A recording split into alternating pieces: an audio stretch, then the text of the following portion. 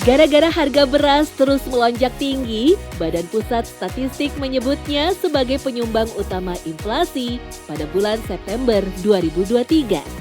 Menteri Dalam Negeri Tito Karnavian mengungkapkan, jika sebenarnya pemerintah sudah berupaya menjaga stok beras nasional.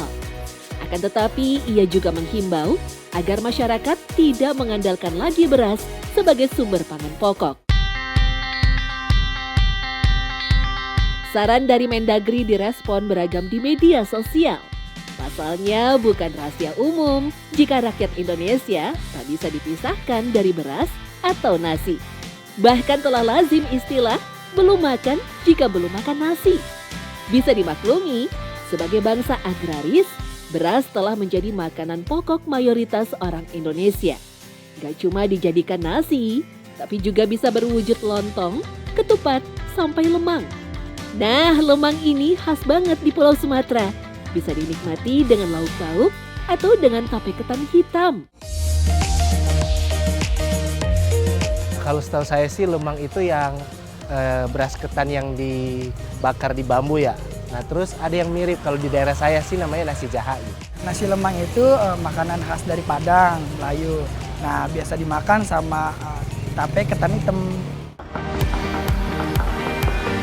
Berbeda dengan ketupat, lemang dimasak dengan teknik melemang atau menggunakan bulu bambu. Konon, eksistensinya telah dikenal sejak abad 17, khususnya di Pulau Sumatera. Lemang terbuat dari beras ketan dicampur santan kelapa, menghasilkan cita rasa sedikit manis dan gurih. Bambu yang digunakan untuk melemang bukan bambu biasa. Tidak boleh terlalu tebal supaya proses memasaknya tidak terlalu lama. Ada 3 daerah yang bisa dibilang besar gitu, mengenal lemang lah kira-kira gitu. Ada Batak, Minangkabau, dan Melayu, yaitu Malaysia juga mengenal lemang. Ada satu orang peneliti namanya William Marsden, dia bikin buku namanya History of Sumatra. Di tahun 1700 itu dia tulis bahwa sudah ada proses memasak si pulut dalam bambu.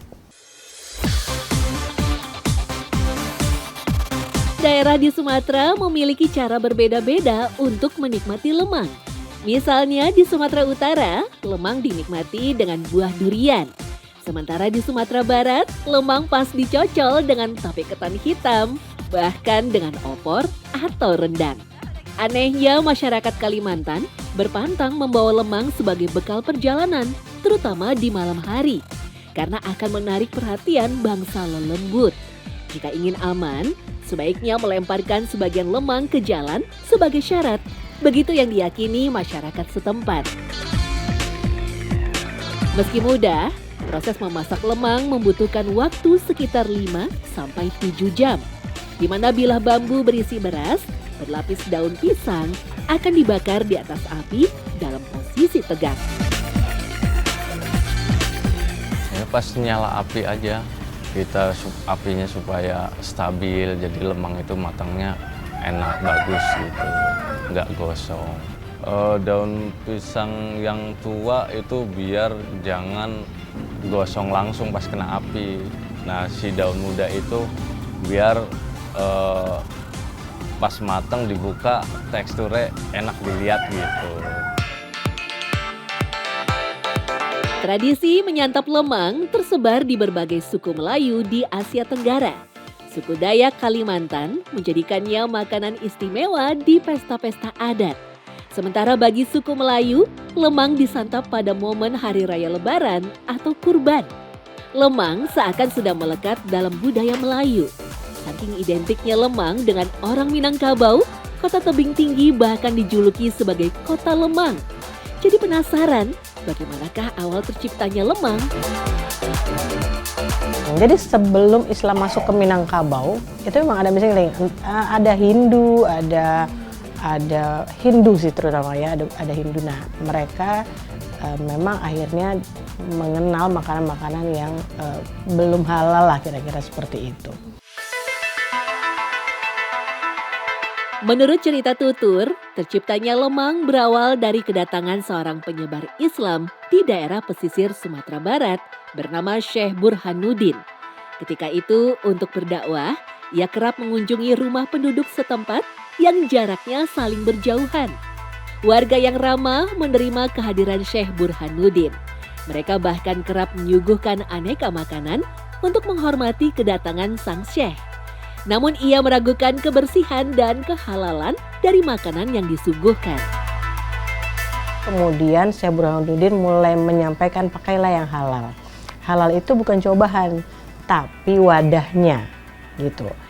Instead mereka memakai dulang atau mungkin kuali yang habis memasak makanan haram, kan nggak bisa juga untuk memasak makanan halal. Akhirnya Syekh Burhanuddin bilang, coba pakailah bambu. Sehingga itu sekali pakai dan bisa dipastikan itu halal.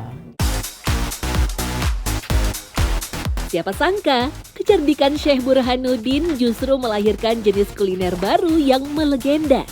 Bukan tanpa alasan yang jelas, karena dalam pandangan Islam, alat masak yang sudah terkontaminasi makanan haram akan menjadi najis.